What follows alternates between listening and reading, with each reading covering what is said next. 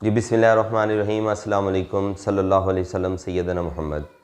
आज का हमारा मौजू है ख़ुद एतमादी। एतमाद एक ऐसी चीज़ है जो इंसान पैदाइशी तौर पे अपनी माँ के पेट से लेके पैदा नहीं होता। बहुत सारे गॉड गिफ्टेड टैलेंट ऐसे होते हैं जो इंसान पैदाइशी तौर पे रखता है, मगर ख़ुद एतमादी वक्त के साथ साथ, सोच बदलने के साथ साथ, इन्वायरमेंट के साथ, आपके एजुकेशन सेंटर्स के बदलने के साथ साथ आप में ख़ुद एतमादी आती है।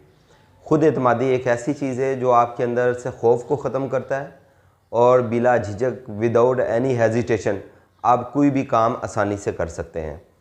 ख़ुद एतमादी आपके अंदर वो सलाहियतें उजागर करती है जो आपके अंदर मख्फी हैं, जो आपके अंदर छुपी हुई हैं। लिहाजा ख़ुद एतमादी के लिए आपको जिन चीज़ों की ज़रूरत है वो है खौफ को ख़त्म करना, कन्फ्यूज़न को ख़त्म करना, बिला झिझक बात करना, किसी चीज़ का आपके अंदर खौफ ना होना, डर ना होना। कोई भी गोल अचीव करने के लिए आपके अंदर वो तमाम सलाहियतें होनी चाहिए जो हर एक अच्छे इंसान में होती हैं।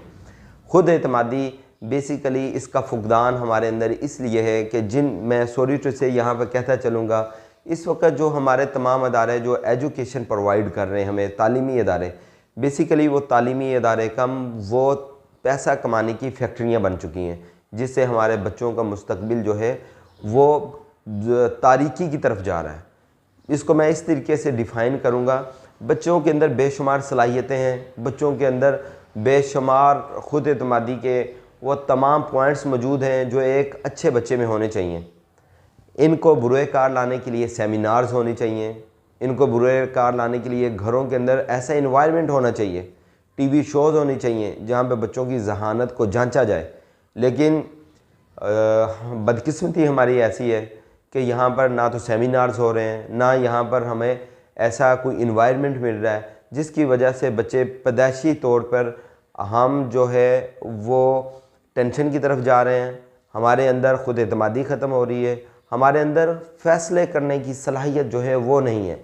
हम अपनी ज़िंदगियों को दूसरों पर डिपेंड करते जा रहे हैं, जिसकी वजह से हमारे बहुत सारे फ़ैसले ऐसे हैं जिसमें हम दूसरों से चंद कदम पीछे हैं। तो ख़ुद एतमादी के लिए सबसे बढ़कर जो चीज़ है, अपने अंदर से खौफ ख़त्म करें, ऐसे इन्वायरमेंट को लें जहाँ पे आपकी बात को सुना जाए। अगर आपकी बात को सुना ना भी जाए, आप अपनी बात को तसलसल से करें।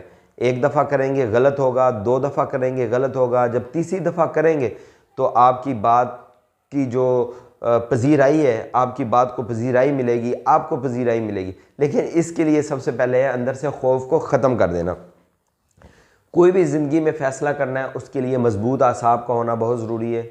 आपके मज़बूत आसाब आपको फ़ैसला करने में बहुत ज़्यादा मददगार साबित होते हैं। इसके साथ साथ इंसान के अंदर खौफ नहीं होना चाहिए, डर नहीं होना चाहिए। हर फ़ैसला करने के लिए आपके अंदर वो तमाम सलाहियतें होनी चाहिए जिससे आपका जो टारगेट है, जो आपने गोल सेट किए हुए हैं, उसको अचीव करने में आपको प्रॉब्लम्स ना हो। और तीसरी जो सबसे बड़ी बात, माँ बाप की तरफ से, हमारे वालिदैन की तरफ से, अगर बच्चों को मैं एक एग्ज़ाम्पल देता हूँ, घर में पेंटिंग का शौक़ है, अगर बच्चे वालिदैन से कहते हैं कि हमने पेंटिंग करनी है, तो माँ बाप कहते हैं कि ये बहुत कॉस्टली शौक़ है, हम इस शौक़ को पूरा नहीं कर सकते। तो इसमें क्या होता है, वो बच्चों के अंदर वो उनकी ख्वाहिशात, वो बच्चों के अंदर वो टैलेंट जो है वो दब के रह जाता है और ज़िंदगी में फिर वो टैलेंट उनको दोबारा नहीं मिलता। इसकी एक एग्ज़ाम्पल है, यूरोप में एक यंग लड़की की शादी एक 55 साला शख्स के साथ होगी। वो किसान था, उस औरत ने अपनी सारी ज़िंदगी उसके साथ गुजार दी। जब वो किसान मर गया तब उस औरत की एज 62 ईयर होगी। उसके मरने के बाद उसके अंदर एक शौक़ था पेंटिंग का। उसने लाके ब्रश परचेज़ किए और पेंटिंग करना शुरू कर दी। वक्त के साथ साथ जब वो औरत 75 साल की उम्र में पहुंची तो उसकी पेंटिंग जो है वो यूरोप में उसे पजीराई मिली और बहुत डेवलप हुआ उसका ये शौक़।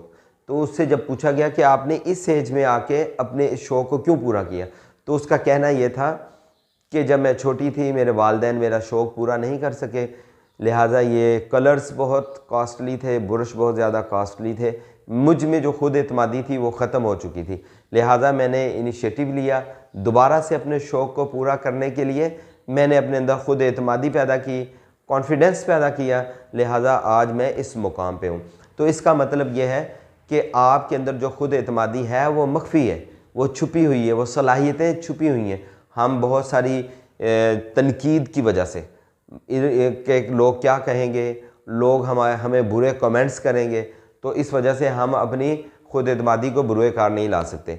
जब आप कोई काम करते हैं, काम को शुरू करने से पहले आपको तनकीद का सामना करना पड़ता है। कुछ लोग तनकीद करते हैं कि आप ये काम नहीं कर सकते। कोई 3-4 बंदे आपको आकर यही कह दें कि आप ये काम नहीं कर सकते, आप यकीन जाने आप वो वाकई काम नहीं करेंगे, क्योंकि आपके अंदर जो कॉन्फिडेंस डेवलप था वो तो ख़त्म हो गया, आपके अंदर खुद एतमादी ख़त्म होगी, आप खौफ में आ गए, आपका तसलसल टूट गया और वो शौक़ जो था वो ख़त्म हो गया।